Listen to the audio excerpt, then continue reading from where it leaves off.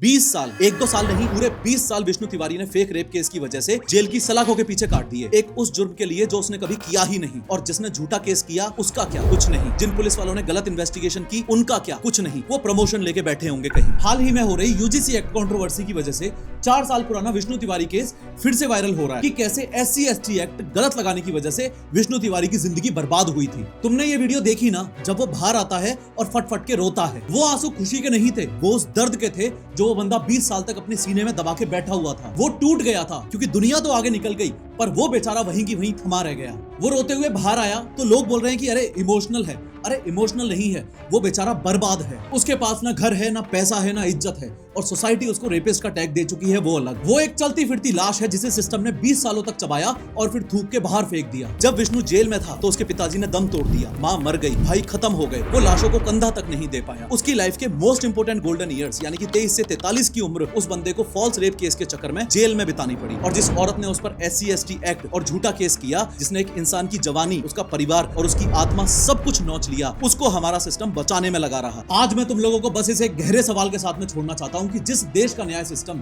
एक बेकसूर को 20 साल तक अपनी ही जेल में कैद रख सकता है, उसकी पूरी दुनिया उजाड़ सकता है और फिर उसे पहचानने तक से इनकार कर देता है, क्या इस देश के उस सिस्टम में बदलाव की कोई जरूरत नहीं है?